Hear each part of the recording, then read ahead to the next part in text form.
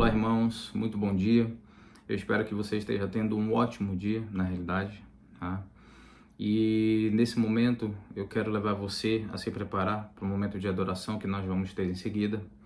E para essa preparação eu quero ler com você o Salmo 89, né, que nos leva a exaltar a fidelidade e a soberania do Senhor. E peço que, se você quiser nos acompanhar, fique à vontade. Se não, feche seus olhos, eleve seu coração, que logo após o Salmo faremos uma oração. Cantarei para sempre o amor do Senhor. Com minha boca anunciarei a tua fidelidade por todas as gerações. Sei que firme está o teu amor para sempre e que firmastes nos céus a tua fidelidade. Tu disseste: fiz aliança com meu escolhido, jurei ao meu servo Davi, estabelecerei a tua linhagem para sempre e firmarei o teu trono por todas as gerações. Os céus louvam as tuas maravilhas, Senhor, e a tua fidelidade na Assembleia dos Santos. Pois quem nos céus poderá comparar-se ao Senhor? Quem dentre os seres celestiais assemelha-se ao Senhor? Na Assembleia dos Santos, Deus é temível, mais do que todos os que rodeiam. Ó Senhor dos Exércitos, quem é semelhante a ti? És poderoso, Senhor, envolto em tua fidelidade. No nome de Jesus, Pai, eu oro nesse momento, que através desse louvor, Pai, que através das palavras proferidas nesse louvor, dos instrumentos tocados, Pai, que tu possa transformar o coração de cada um, Senhor. Eu peço que tu venhas com o teu Espírito, Pai, e nos faz acender incenso, Pai, através do louvor, que chegue até o teu trono, Senhor. Que tu possas inclinar o teu ouvido para ouvir o nosso louvor, Pai, a nossa adoração a ti, Senhor. No nome santo de Jesus, que venhamos a exaltar a todo momento a tua fidelidade, a tua soberania, Pai, e que cada vez o temor no coração de cada um venha crescer, Pai, para que possamos entender quem tu és, para que possamos te adorar a todo momento, Pai, e te colocar como soberano em todas as partes das nossas vidas, Pai. No nome santo de Jesus, que tu venhas transformar o nosso espírito, o nosso coração, Pai. No nome santo de Jesus eu oro, Deus. Amém. Amém.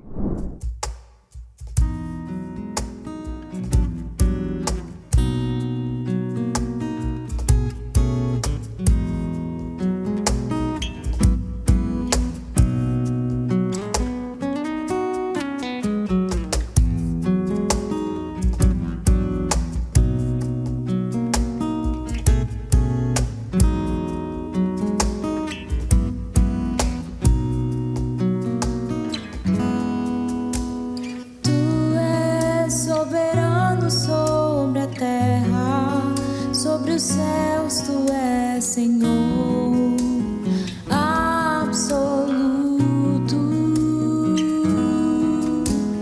Tudo que existe acontece, tu sabes muito bem. Tu és tremendo. Tu és soberano sobre a terra. Sobre os céus tu és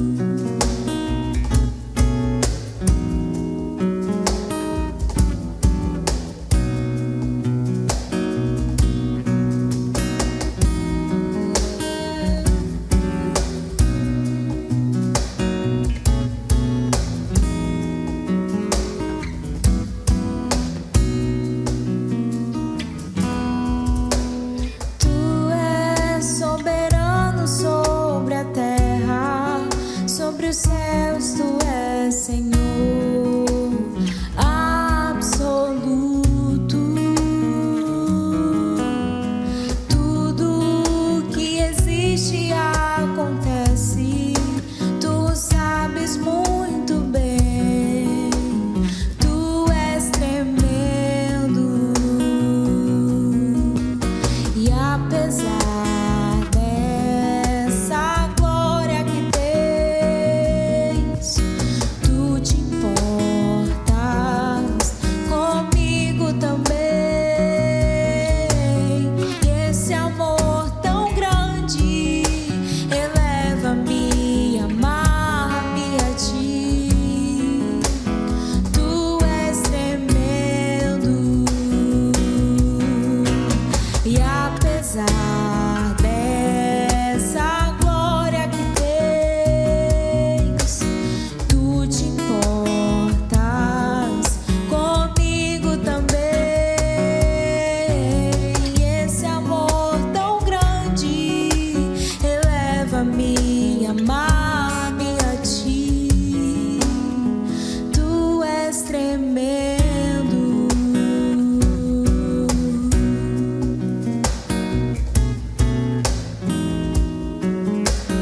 Tu és tremendo.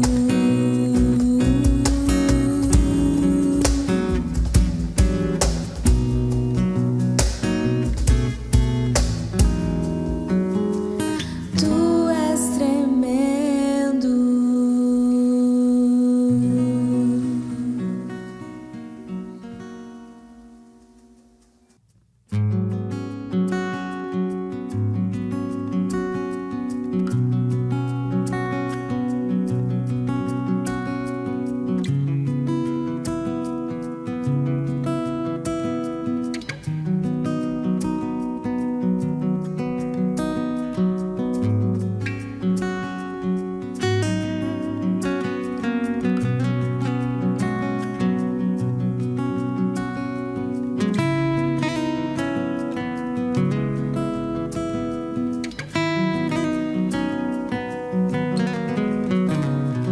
Tu és o dono de toda beleza, o homem que atrai para si os louvores da criação.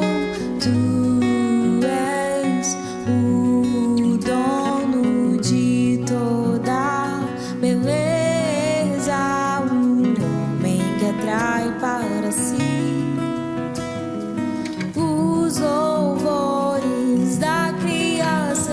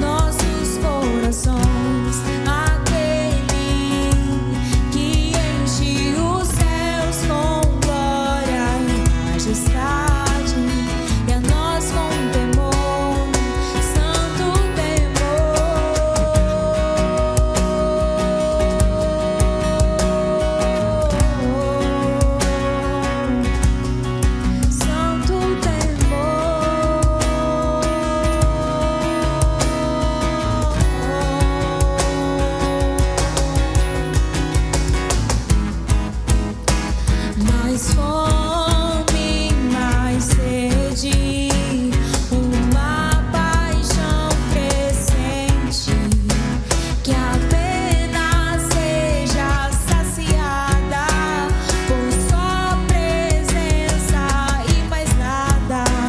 Mais fome, mais sede, uma paixão crescente, que apenas seja saciada por sua presença e mais nada. Mais fome, mais sede, uma paixão crescente, que apenas seja saciada por sua presença e mais nada.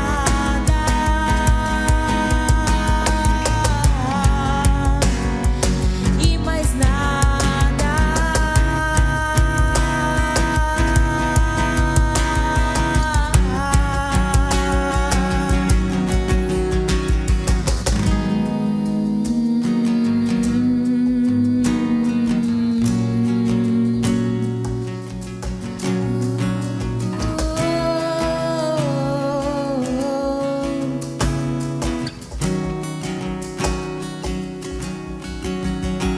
Remova do nosso interior todos os outros amores, todo amor que é rival, o que desvia o olhar. Remova do nosso interior todos os outros amores, todo amor que é rival, o que desvia o olhar. Remova do nosso interior todos os outros amores,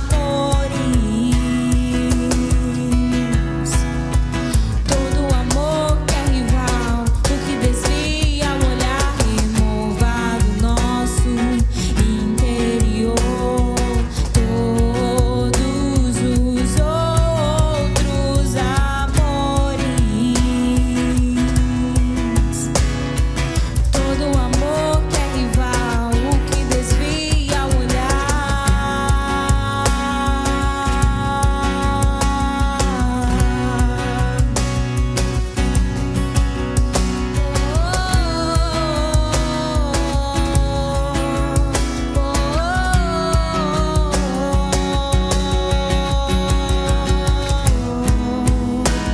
Mais fome, mais sede, uma paixão crescente, que apenas seja saciada por sua presença e mais nada.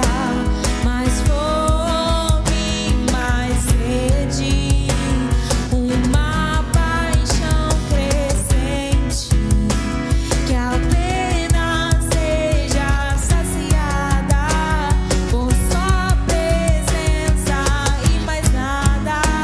Mais fome, mais sede, uma paixão crescente, que apenas seja saciada por sua presença e mais nada. Sua presença e mais nada. Por sua presença e mais nada. Por sua presença e mais nada.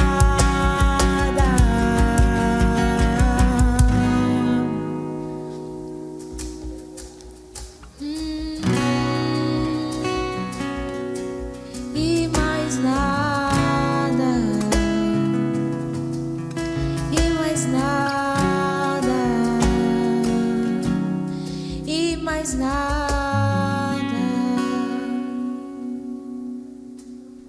Bom dia, irmãos. Seja bem-vindo ao nosso culto. Estou muito feliz que vocês estão aqui conosco assistindo nessa manhã.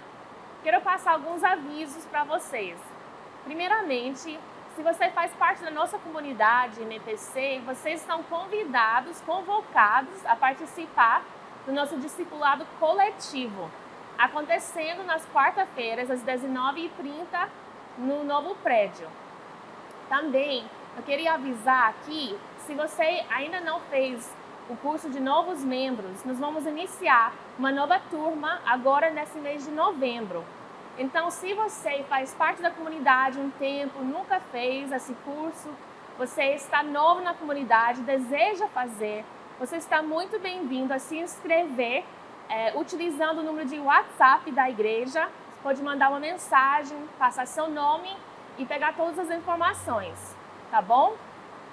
E agora eu gostaria de compartilhar uma palavra com vocês nesta manhã. Se encontra no livro de 2 Coríntios, capítulo 8. Nessa palavra, o apóstolo Paulo está desafiando a igreja em Corintos. Ele vem com uma palavra para eles para desafiar as doações, ofertas, dízimos e a gratidão nos seus corações. Então, vamos aprender a ser generosos aqui com o apóstolo Paulo, que nós podemos ser desafiados também.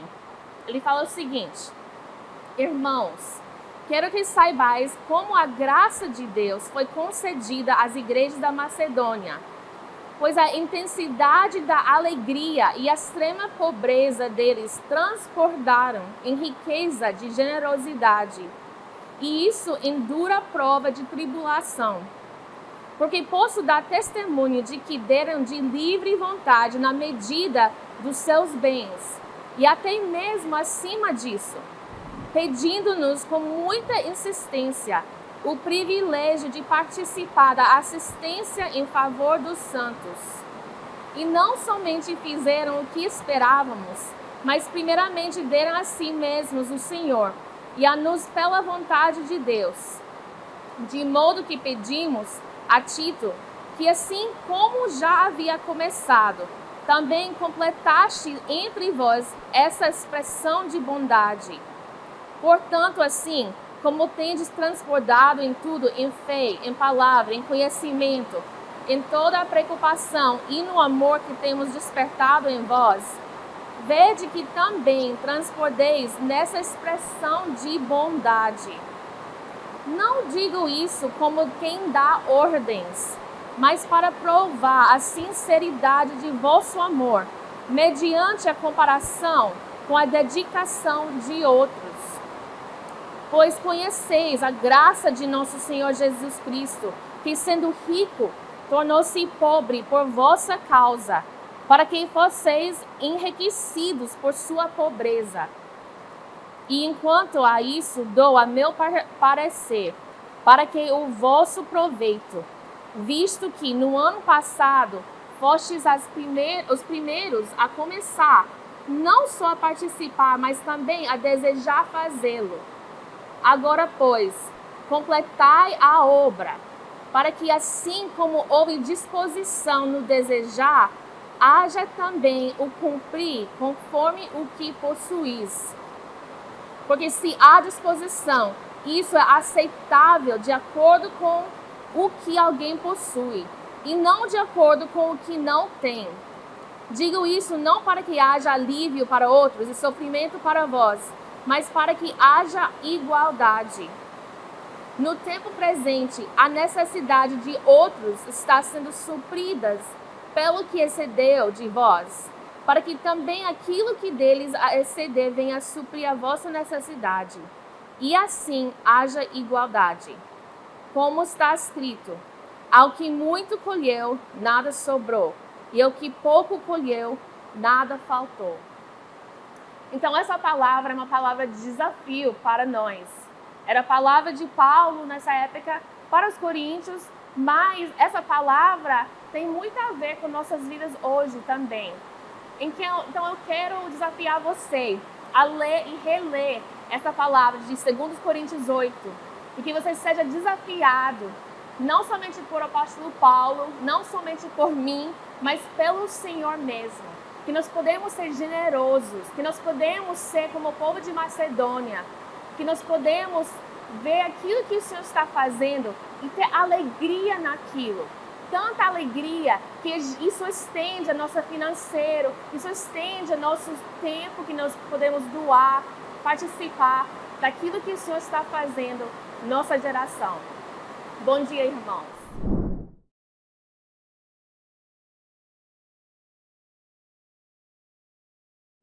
Bom dia, irmãos, sejam muito bem-vindos à Missão Paixão e Compaixão. Eu estou aqui para compartilhar uma palavra contigo que vai ter duas partes. Então, você já se prepara para o próximo domingo. Nós vamos começar hoje a falar sobre as disciplinas espirituais e como elas acontecem na vida cristã e na nossa caminhada.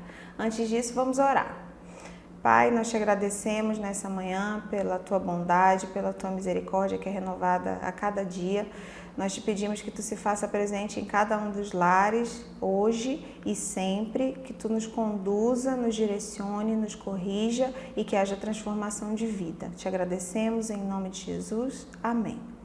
Então vamos lá. A gente vai falar hoje sobre as disciplinas espirituais para a espiritualidade cristã. Então, como que acontece nessa nossa caminhada de vida cristã? Como que a gente consegue executar, exercer e ser transformado através das disciplinas espirituais? Eu quero que você abra comigo Colossenses capítulo 1, do verso 9 ao verso 12, e a gente vai ler a partir de agora. Diz assim: por esse motivo, também nós, desde o dia em que ouvimos, não deixamos de orar por vós e de suplicar que sejais cheios do pleno conhecimento da vontade de Deus, com toda a sabedoria e entendimento espiritual. E tudo isso com o propósito de que possais viver de modo digno do Senhor, agradando-lhe plenamente, frutificando em toda boa obra, crescendo no conhecimento de Deus, sendo fortalecidos com todo o poder, segundo a maravilhosa força da sua glória, para que, com alegria, tenhais absoluta constância e firmeza de ânimo, dando graças ao Pai que nos tornou dignos de participar da herança dos santos no reino da luz. Então, o que são as disciplinas? O termo disciplina ele vai estar relacionado à obediência, a um conjunto de regras e de normas. E a origem dessa palavra tem a mesma origem da palavra discípulo, que é aquele que segue. É uma das palavras que no nosso tempo tem ficado um pouco de lado. As pessoas não têm tanto conhecimento sobre as disciplinas, sobre a disciplina, não só falando das disciplinas espirituais, mas sobre a disciplina em si. A modernidade, o que trouxe para a gente teve muitos avanços tecnológicos, a gente teve muita coisa boa acontecendo, mas uma das coisas que foi ficando para trás foi a questão do ensinamento sobre disciplina. Então, a gente tem essa dificuldade de ter obediência. Você vai ver que uma criança desde pequenininha, quando a gente pede que ela peça desculpa ou que ela não quer pedir desculpa, ou quando ela vai ser disciplinada, ou que a gente requer dessa criança um pouco mais de disciplina, um momento de silêncio, um momento de ficar quietinho, você vai perceber que desde criança a gente tem um pouco de resistência com as disciplinas. Mas ela tem a mesma raiz de discípulo que é aquele que segue. A gente tem alimentado, principalmente os ocidentais, a crença de que a gente tem alguns direitos. A gente tem direito de fazer o que a gente quer, a gente tem direito de fazer quando a gente quer. A gente tem buscado muita felicidade de todas as formas possíveis e a gente acredita que precisa ter uma vida produtiva e bem-sucedida. E na maioria das vezes, ser bem-sucedido para a gente vai estar relacionado à quantidade de bens que a gente consegue acumular. Então, ocidentalmente, né, a gente que está do lado de cá, a gente acredita nisso. A gente não tem tanta familiaridade com as disciplinas como a gente tem, às vezes, consegue ver lá com os orientais. Junto a essas crenças de que eu tenho a minha vontade é aquilo que deve prevalecer, então eu faço quando quero, faço o que eu quero, faço tudo para ter uma vida produtiva. Você vê que as tentativas que são exaustivas de ter essa boa vida, de fazer tudo da nossa vontade, mesmo que a gente se encha disso, a gente vai ter ainda assim, o que você vai ver ao seu redor é uma avalanche de insatisfação. Por quê? Porque a gente está sempre insatisfeito, vez por outra a gente entra em vazios pessoais, a gente vai para escapismos, e entenda aí escapismos e coisas que podem nos entorpecer como qualquer coisa que tem controle sobre a gente. Eu não quero pensar nisso, então eu vou trabalhar loucamente, ou eu não quero pensar nisso, eu não quero ter que conviver com o vazio pessoal. Então eu vou me encher, vou ser mais consumista, vou consumir aquilo que eu posso comprar, aquilo que eu não posso comprar, ou fico consumindo a minha mente através das mídias sociais, por exemplo. Essa ausência dessa boa vida, a gente se depara várias vezes durante toda a nossa vida. Então parece que eu não estou tão satisfeita, embora eu faça todos os esforços possíveis, embora eu tenha uma vida boa, eu sinto que ela não é suficiente. Essa boa vida, ela não está relacionada aos esforços que nós temos. Ela não é, o fundo, a raiz dela não é material, não é sentimental. O que a gente tem para toda essa insatisfação dentro da gente é um problema espiritual. E se é um problema espiritual, por que tantas vezes na nossa vida a gente tem tentado suprir esse vazio ou esse problema espiritual com coisas materiais? Era de se esperar que, se o problema é espiritual, que a gente cresce e procurasse uma solução espiritual. Mas não é isso que acontece. Então vamos seguindo. Tem crescido no meio da gente, então, uma resistência com a disciplina, com o autocontrole, e na teologia a gente chama essa doutrina de fé que considera o autocontrole do corpo, que considera o autocontrole do espírito, um caminho imprescindível para se chegar a Deus, a gente vai chamar de ascetismo. Então o termo ascetismo vai estar relacionado a essa doutrina de fé que diz que eu preciso ter autocontrole do meu corpo, das minhas emoções, e isso vai me conduzir a Deus. Não apenas a Deus, mas a verdade e também a virtude. E aí a gente falha em acreditar que não é necessária diligência pessoal para que eu consiga executar aquilo que me está sendo colocado. Se eu preciso de disciplina para uma coisa e é uma coisa espiritual, às vezes eu falho acreditando que eu não preciso de diligência pessoal, que o Espírito vai vir e vai transformar, e ele vem e ele transforma, mas é necessário que a gente percorra esse caminho. Então a gente precisa aprender a levar a sério a transformação humana de forma prática, de forma real. E aí a gente vai caminhando aí durante essa mensagem, você vai perceber que, por eu crer que é uma questão prática e real, isso não tira a transformação que o Espírito faz na gente. Isso também não concede a cada um de nós a autonomia de transformar a nossa vida pelos nossos atos. É necessário que a gente tenha clareza de que existem métodos que são realistas e que, por meio da graça de Cristo, vão conduzir a gente a uma caminhada, de forma que a gente, durante essa caminhada, consiga ter o caráter de Cristo, ele vai sendo moldado na gente. Então, como Cristo, nós iremos nos parecer em caráter, em poder. Porque a gente, mas poder? Será? Não tinha que ser assim, não, a gente está aqui para refletir o reino de Deus. Então, a gente precisa considerar que, através da graça, existem meios que fazem com que eu seja transformado. E à medida que eu vou sendo transformado, eu vou refletindo cada vez mais Cristo em seu caráter, nas suas atitudes e em poder também. As principais disciplinas espirituais, então, a leitura, a meditação nas escrituras, a oração, a contemplação, o silêncio, a solitude, a confissão, simplicidade, jejum, a prática das boas obras, elas estão presentes em quase todas, se não todas, as religiões que a gente conhece por aí. Mas, para nós que somos filhos de Deus, que fomos escolhidos e que fomos redimidos pela sua cruz e pela sua ressurreição, elas vão envolver sim um esforço consciente, intelectual e físico, mas também precisam ser orientadas pelo Espírito. Então, em todas as disciplinas, em todas as religiões, você vai ver que as pessoas têm esforço consciente, intelectual e físico. Para nós que somos chamados filhos de Deus, além disso, nós também precisamos ser conduzidos pelo Espírito. Lembrando que não é porque eu vou ser conduzida pelo Espírito que eu não preciso de diligência pessoal em percorrer esse caminho.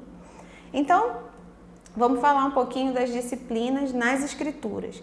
Uma coisa que as Escrituras sempre nos mostram quando a gente está lá folheando a palavra e começa a ver esses grandes chamamentos ao jejum, por exemplo, as conclamações práticas de jejum, de oração, de adoração, quando o povo se reunia e como um só homem estavam ali em oração, em jejum, você percebe que para alguns jejuns que eram conclamados, a gente tem especificamente o que eles iriam se abster. Mas você não percebe ali nas Escrituras uma orientação no sentido de: e aí, como que eu quebro esse jejum? E aí, o que eu posso comer? Esse é uma das grandes coisas que acontecem quando a gente levanta um jejum dentro da nossa comunidade de fé. As pessoas têm dúvidas, as pessoas querem saber o que podem e o que não podem comer, ou como que elas não vão se sentir mal durante o dia se está tendo privação de alimento, como que vai ser isso? Mas nas Escrituras você não enxerga isso, as pessoas isso não é falado no meio das Escrituras. Por quê? Porque para o povo, culturalmente, aquilo fazia parte do seu cotidiano. Então as pessoas simplesmente não precisavam saber como fazia. Elas sabiam como fazer. Você vê nas Escrituras que as crianças jejuavam, os animais jejuavam. E a gente nunca precisou de uma lista de sim e de não, ou de coisas que podem e de coisas que não podem. Porque culturalmente as pessoas, desde muito pequenas, eram orientadas, eram ensinadas sobre as práticas. A gente perdeu isso. É muito raro que você veja uma criança jejuando. E isso se dá porque culturalmente a gente não tem isso impresso na gente. Mas nas Escrituras, no povo, aquela época, fazia parte da cultura deles e do cotidiano deles a prática das disciplinas espirituais. Nesse exemplo, o jejum. Então elas eram uma realidade, como Richard Foster fala, era uma realidade interior que se manifestava no exterior das pessoas. E aquilo era cultural, era geral. A gente não precisava fazer grandes orientações. Então, talvez por isso, quando a gente está ali nas Escrituras e a gente começa a ler sobre o jejum, a gente fica tão em dúvida. Por quê? Mas eles faziam assim? Será que eles faziam assim? Como será que eles faziam? A gente não tem a familiaridade da prática de uma disciplina desde o nosso nascimento. E as Escrituras nos ensinam que a gente, desde pequeno, desde muito jovem, a gente deve ser ensinado. E é de responsabilidade da família, do pai, da mãe, orientar uma criança para que ela aprenda desde o início como ela deve crescer em disciplina. E aí, lá nas Escrituras também a gente consegue identificar práticas errôneas das disciplinas. Você percebe não só nas Escrituras, mas na vivência. Então você com certeza já viu alguém, ou você mesmo foi essa pessoa que durante a prática de uma disciplina espiritual, a leitura da palavra, a meditação ou a adoração, quantas vezes nós não fizemos errado, não praticamos erroneamente as disciplinas? E quando que isso acontece? Quando que eu estou praticando de forma equivocada, de forma errada uma disciplina? Quando eu coloco a disciplina como um fim em si mesma. Se eu coloco uma disciplina com um fim em si mesma, eu não tenho eu vou jejuar porque isso vai transformar a minha vida. Você está colocando a disciplina como um fim em si mesmo. E não é essa a realidade. Não foi isso que Jesus ensinou. Quando a gente vê nas Escrituras alguns ataques, algumas exortações sobre uma disciplina em si, você precisa entender que essa exortação não é contra a disciplina, mas contra a motivação, contra aquilo que fez crescer. Não, eu vou fazer um jejum. Então, se eu considero a disciplina espiritual uma forma que eu tenho de barganha com Deus, ou uma forma que eu vou persuadir Deus a movimentá-lo de acordo com aquilo que eu quero, eu estou fazendo abuso disso. Isso configura um abuso, então é uma prática errada da disciplina. E eu estou dando exemplo aqui de um jejum ou de uma oração fervorosa para que Deus se mova de acordo com aquilo que eu quero, mas a gente pode ter em qualquer uma das disciplinas isso acontecendo de forma equivocada. Quando uma prática é exercida como expressão de medo ou de raiva contra o mundo material, quando eu tento manipular, isso tudo configura como abuso. e é uma forma errada da prática das disciplinas espirituais. Então, no lugar delas servirem de interação vital com o reino de Deus, elas vão se tornar meramente superstições e muitas das vezes vão se tornar inúteis. Não está servindo de nada, porque eu estou colocando a disciplina como um fim em si mesma. Eu não estou considerando ela uma interação com Deus. E a nossa caminhada cristã, independente se é o meu abrir de olhos ou o dia que eu vou lá para a igreja, o domingo em que eu estou cultuando com os meus irmãos, tudo na minha vida, a gente precisa aprender a ter uma vida integral. E eu preciso entender que a forma com que eu me relaciono com Deus deve ser verdadeira, integral e não mecânica. E a gente vai falar sobre isso ali um pouco mais. Se a falta da disciplina física, e aí eu vou te dar um exemplo bem real, assim, se quando a gente não faz exercício, a gente se torna sedentário, a gente se torna adoecido, lento, obeso, se fica sem energia se a gente não está praticando exercício, da mesma forma, semelhantemente, isso acontece com a falta das disciplinas espirituais. Se eu não tenho dedicado tempo da minha vida e coloco isso como prioridade, assim como o meu exercício matinal ou antes de deitar, o exercício que você faz, eu espero que você esteja fazendo exercício para que você mantenha a sua saúde, da mesma maneira a gente precisa conduzir as disciplinas espirituais. Porque se eu deixo da minha vontade, eu não vou levantar da cama. E se eu deixo da minha vontade, eu não vou me ajoelhar e ter um tempo de oração. E durante o meu trabalho ou durante o caminho para o meu trabalho, onde eu estou no carro, se eu não colocar como prioridade ter um tempo de conversa com Deus, um tempo meu e dele, isso não vai acontecer. Da mesma forma com que eu não vou levantar de manhã se eu não quiser, não me esforçar para fazer exercício.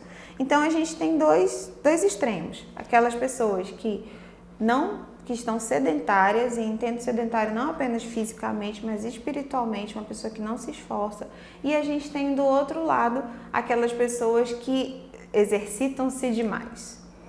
E sem aqui julgar o valor, mas considerando que tudo aquilo que se torna um abuso é a forma equivocada da disciplina, quantas vezes nós não já decidimos que vamos orar até dobrar a Deus?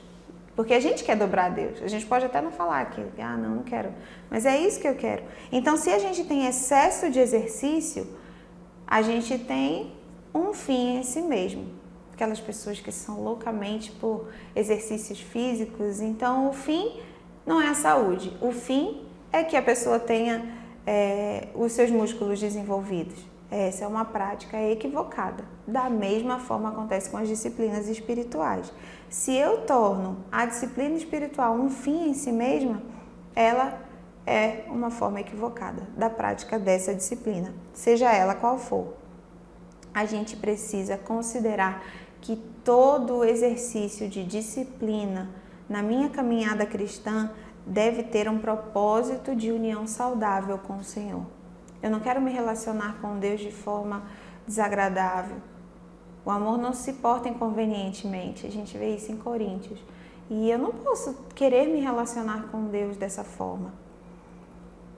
Uma disciplina da vida espiritual não pode ser identificada, seja para aceitação ou rejeição, meramente pelos aspectos externos dessa ação. Na verdade, a disciplina trata-se de uma convergência de condições externas e internas, de forma que a minha vida exterior está totalmente refletindo aquilo que eu tenho vivido internamente com Deus. 1 Coríntios 13:3 diz assim: ainda que eu dê aos pobres tudo que possuo e entregue o meu corpo para ser queimado, se não tiver amor, nada disso valerá. Então, o objetivo, o fundamento de qualquer que seja a disciplina espiritual é que nós tenhamos uma união saudável e expansiva. Eu não posso me acomodar com esse relacionamento que eu tenho hoje. Eu preciso avançar e cada vez mais estar próxima do Senhor. Se eu fizer tudo isso, se eu der o meu corpo para ser queimado e não tiver amor nisso, de nada valerá. A vida que agrada a Deus não é aquela que acumula deveres religiosos. Ela tem uma única coisa a fazer: experimentar uma vida de relacionamento e de intimidade com Deus. E as disciplinas vão abrir esse caminho. São as disciplinas espirituais que abrem esse caminho para que Deus opere a sua obra na minha vida, na sua vida. Para que Deus molde o nosso interior, é necessário que a gente percorra o caminho das disciplinas. As disciplinas vão permitir que nós nos apresentemos diante do Senhor e que sejamos transformados por Ele. Mas se eu não fizer nada disso, como que eu vou chegar lá na frente? Pois aquele que semeia para a sua carne, da carne colherá ruína. Mas quem semeia para o Espírito, do Espírito colherá a vida eterna. Isso está lá em Gálatas 6:8. E Paulo aqui está nos instruindo de forma bem figurada, mas totalmente real, que o agricultor, aquele que semeia, ele é impotente para fazer a lavoura se desenvolver. Tudo que ele pode fazer, então, é providenciar condições adequadas para o cultivo desses grãos. Nas disciplinas espirituais, a gente faz a mesma coisa. Eu não tenho poder de transformar a minha vida, poder para transformar a vida do meu irmão, poder para transformar a vida do meu marido, dos meus filhos, da minha esposa, do meu pai, da minha mãe, da minha irmã, do meu irmão. Eu não tenho poder para isso. Gálatas 6:8 me ensina que, como agricultor, eu sou impotente em fazer essa lavoura se desenvolver. O que eu posso fazer é providenciar meios, providenciar condições adequadas para que Deus opere isso, para que Ele faça crescer. E aí a gente passa a experimentar a vida com Deus. Eu passo, no momento em que eu decido e que eu sou resgatado pelo Senhor, eu começo a minha caminhada de vida com Deus e é preciso experimentar dessa caminhada, dessa vida com Deus. A Bíblia ela não fala só simplesmente da presença de Deus.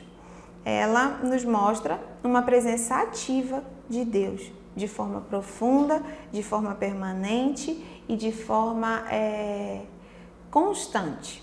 Durante todas as Escrituras a gente vai ver a presença ativa de Deus nos aromas, nos sabores, nos toques, na vida das pessoas ali enquanto a gente está lendo, e isso acontece da mesma forma hoje. A gente consegue ver a presença ativa de Deus ao nosso redor, com os nossos familiares, na criação. Isso é necessário e por isso é tão importante que a gente conheça sobre as disciplinas. Porque quando eu conheço da disciplina, quando eu me proponho a contemplar as obras do Senhor, eu fico lá como salmista, eu fico extasiada de ver a obra das mãos e tudo aquilo que Ele fez. Na plantinha que nasce, ao meu filho quando está dormindo e acorda. O milagre da vida é maravilhoso e a gente precisa ter olhos abertos para isso. E ter olhos não só abertos, mas ter um entendimento correto. Estar consciente que isso tudo veio do Senhor. Então Ele está sempre ali mostrando que Ele está presente. Durante todas as Escrituras, nos fatos, nos relatos, nos eventos, os grandes e os pequenos, a mesma palavra de amor, de fidelidade de Deus está ali envolvendo seu povo. E é a palavra que diz, eu estou com você. A presença de Deus está ali, eu estou com você. E esse é um encorajamento divino para as nossas vidas.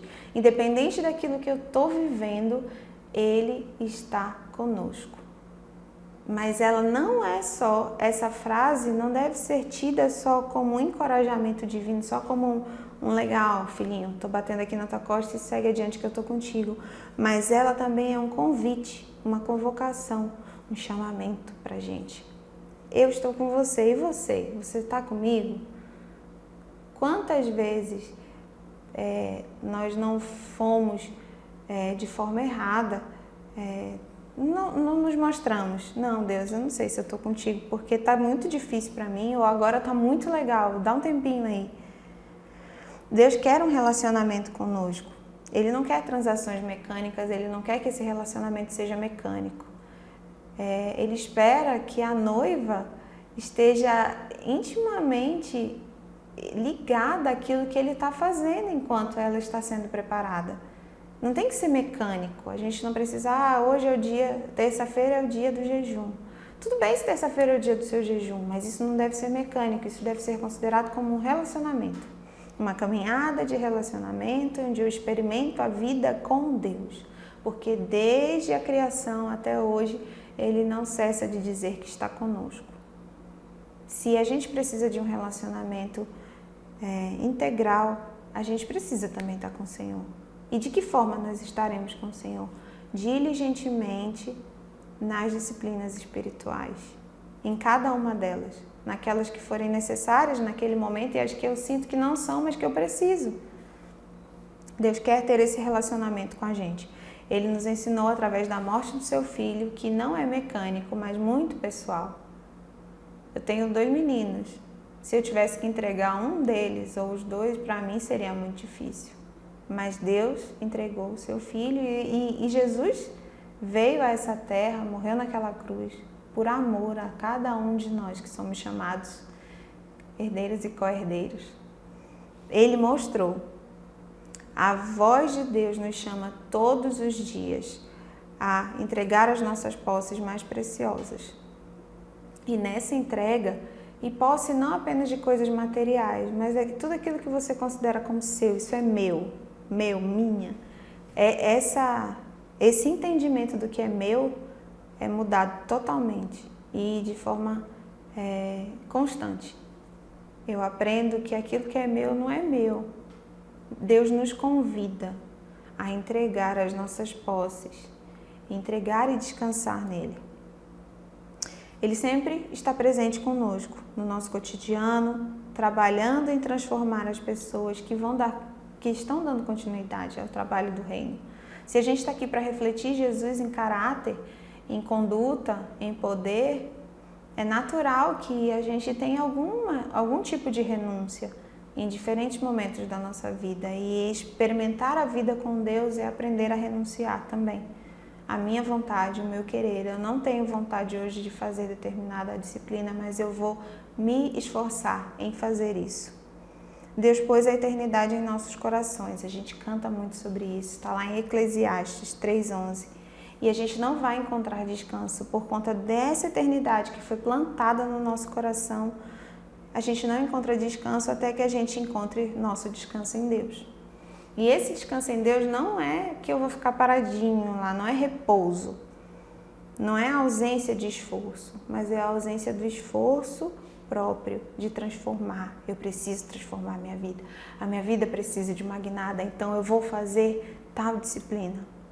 Eu vou mergulhar nas Escrituras até o ponto em que eu e Deus sejamos um. Se esse é o fim, eu quero ser um com Deus. Então, isso não vai ser mecânico. Agora, se eu determino que eu faço, essa leitura me aproximou de Deus, sem isso de fato ter acontecido, eu estou praticando de forma errada. Ou se eu decido não vou praticar nada disso porque eu realmente não sinto nada, estou sendo sedentário.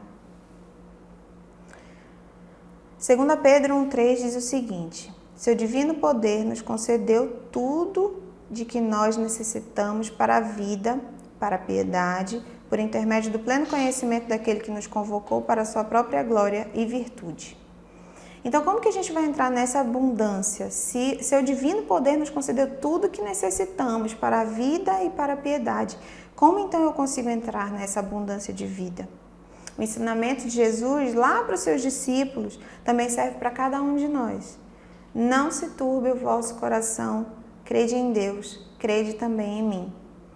Aqui a gente vê o mistério central da vida com Deus. O caminho para participar dessa vida com Deus é simplesmente crer em Jesus. Então, a gente vê que o mistério central da vida com Deus é que o caminho para participar dessa vida com Ele é simplesmente crer em Jesus. Parece simples e é simples, mas não é porque é simples que não seja profundo. A gente precisa aprender a não turbar o nosso coração. Porque Jesus é o mestre da vida espiritual, ele veio aqui, ele nos ensinou sobre isso. A vida de Jesus em aspectos exteriores assemelhava-se a uma existência normal. Você não via? Teve sim, houveram os grandes milagres, mas incluía, no meio disso tudo, nessa vida cotidiana de Jesus, a gente tinha lá regularmente o Cristo que passava por longos períodos de solitude, por longos períodos de jejum, de oração. Ele era um com o Pai. Para que ele e o Pai fossem um, era necessário que ele tivesse esse tempo. Jesus vivia no meio das multidões.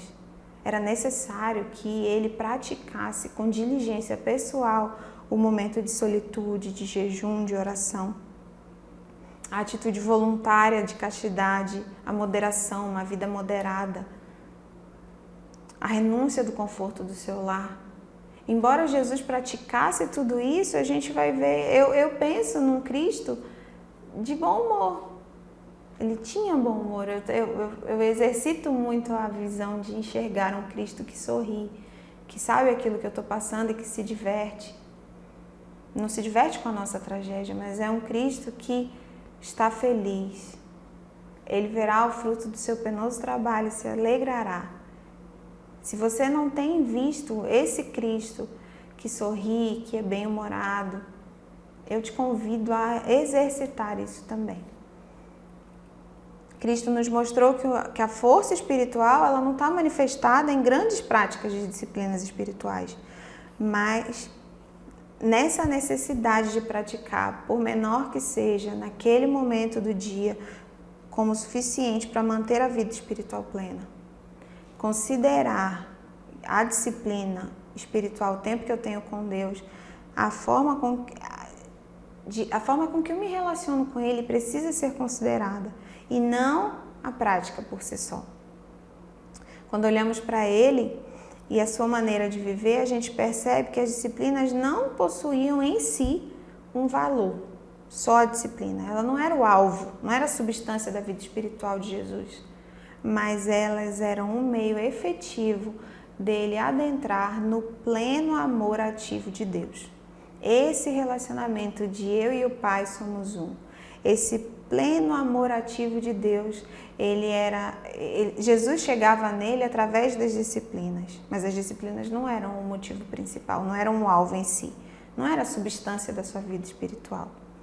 Na oração intercessória de Jesus, lá em João 17, é um versículo muito conhecido, ele é muito claro, quando ele diz que ele não está pedindo que tire-os do mundo.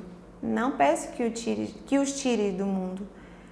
Lá ele está sendo claro que no poder da graça, que alimentados por uma vida plena com Deus de relacionamento através das disciplinas, no nosso caso aqui, nessa nossa aplicação, nós não seríamos tirados do mundo, mas permaneceríamos firmes. E é isso que ele tem feito, desde então.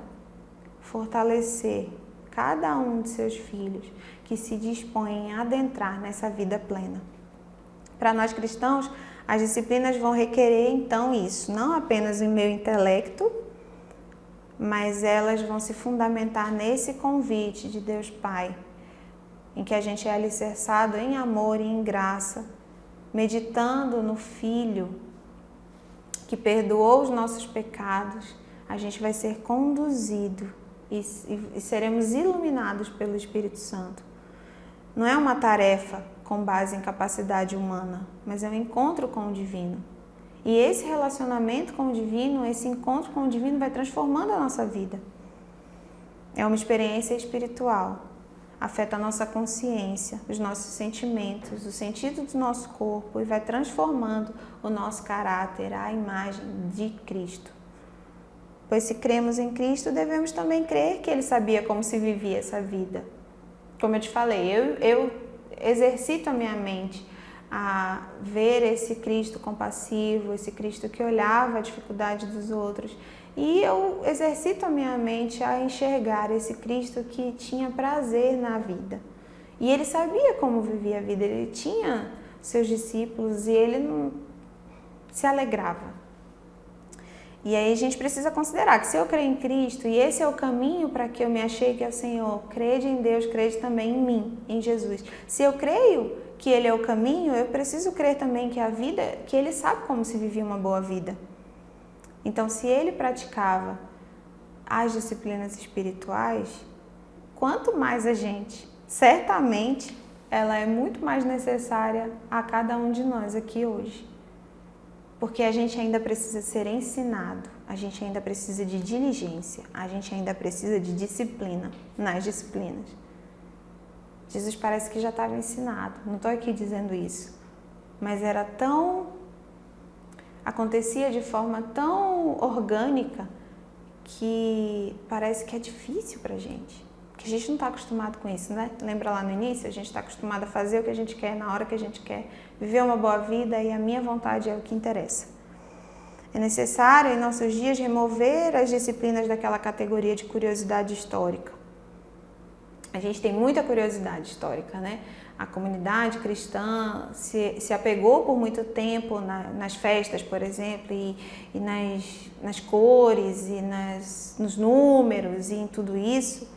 E a gente, nas disciplinas espirituais e nesses rituais, essas festas de celebração que as Escrituras nos mostram, elas nos mostram o relacionamento daquele povo com o seu Deus. Eles sabiam o sentido, o número, as cores, eles sabiam o tamanho, eles sabiam quanto tempo duraria a festa, mas aquilo não era o fim em si mesmo. E a gente precisa aprender a tirar isso dessa categoria de curiosidade histórica.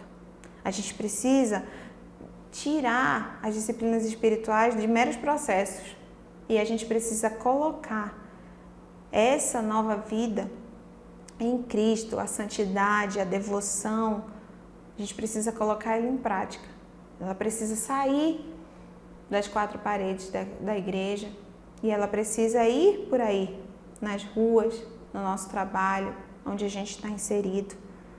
As disciplinas são o amor a Jesus e a vontade resoluta de ser como aquele a quem amamos. Se nós cremos em Jesus, se nós amamos ao Senhor, as disciplinas devem ser a manifestação desse amor. Uma vontade constante de ser cada vez mais parecido com aquele a quem eu amo. Chega, de considerar o Evangelho difícil e abandonado, sem ao menos termos experimentado disso. Eu espero de verdade que dentro de cada um de nós seja despertado esse desejo de experimentar uma vida plena com Deus e não apenas dizer que é difícil e abandonar, sem nem mesmo ter tentado. Porque Jesus nos ensina, lá em Mateus 11, do 29 ao 30, ele fala assim: tomai vosso lugar em minha canga e aprendei de mim, porque sou amável e humilde de coração, e assim achareis descanso para as vossas almas, pois o meu jugo é suave e o meu fardo é leve. A gente precisa aprender a se colocar nessa posição. Está na hora, se é que não já passou da hora, mas sempre é tempo da gente tomar o lugar na canga dele, de se submeter, de colocar em prática tudo aquilo que eu tenho aprendido, não por curiosidade, não como processo, mas de forma pessoal. Se nós vamos celebrar ao Senhor, que o fim não seja a celebração, mas que isso esteja alicerçado nesse amor, nele e naquilo que ele está fazendo para a gente. A nossa celebração, a nossa meditação vai ser totalmente diferente se a gente se colocar à disposição de tomar essa canga, um lugar na canga dele, pois o jugo dele é suave e o fardo dele é leve. Se a gente não se propor a experimentar, a gente vai ter abandonado um grande tesouro que nos coloca ao lado do Senhor, que nos conduz a Ele. E a minha oração nessa manhã é que você seja invadido por esse senso de urgência, de diligência pessoal, e que todos nós sejamos transformados por isso, nessa caminhada. E que a gente possa, muitas e muitas vezes, compartilhar um da vida do outro e ser testemunha do que Deus está fazendo através dessa caminhada. Amém? Vamos orar? Pai, eu quero te agradecer pela oportunidade que nós temos de ser transformados por Ti. Eu oro por cada lar da comunidade cristã, eu oro por cada filho Teu, para que Tu gere dentro do nosso coração essa urgência, esse despertar. Eu oro para que ele, se ainda não começou, seja iniciado, e se nós já estamos sentindo no nosso interior, que isso seja intensificado. Que a gente aprenda a tomar o lugar na Tua canga, para que a gente aprenda como que é esse jugo suave, esse fardo leve, para que a gente tenha um relacionamento pessoal contigo e não de formas mecânicas. nós queremos nos desvincular de curiosidade apenas. Nós queremos nos alicerçar em Ti e naquilo que Tu estás fazendo, né? Durante essa caminhada, durante o nosso cotidiano, que a gente consiga enxergar o caminho que Tu tens dado para a gente na prática das disciplinas espirituais. Fortalece o nosso interior, fortalece o nosso coração e gera comprometimento dentro de cada um de nós. Nós Te agradecemos, Te bendizemos, em nome do Teu Filho oramos. Amém. Deus te abençoe.